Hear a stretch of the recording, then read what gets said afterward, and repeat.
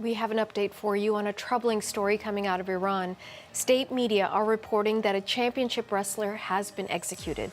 Navid Afkari was sentenced to death in 2018 for the alleged murder of a security guard. Now, Afkari said that his confession was made under duress after he had been tortured.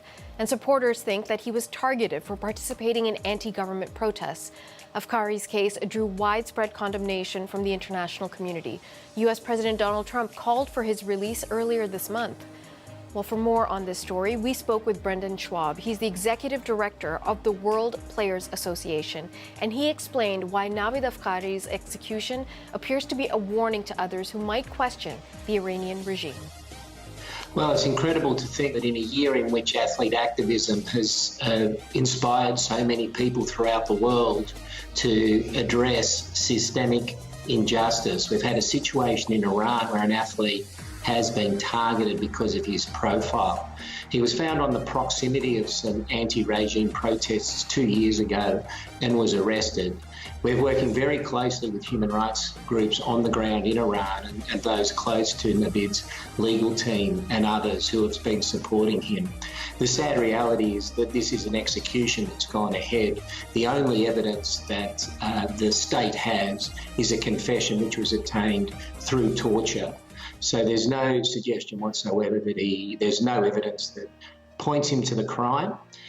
We do believe it's a case where Iran has targeted a high-profile athlete, and as you would expect from the perspective of trying to drive human rights in sport and make sure that sport is true to its humanitarian values and the rights of athletes are upheld, this is a case of devastating concern. Navid was put into what they call the death wing on the weekend, and this is an execution that takes place in silence.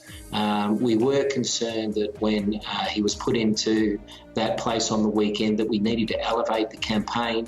There was an extraordinary response led by Sally Roberts and the wrestling community, but all of athlete really across sport to do the best to make it clear that any act by Iran in proceeding with this execution would amount to a repudiation of Iran's right to be a part of the international sporting community.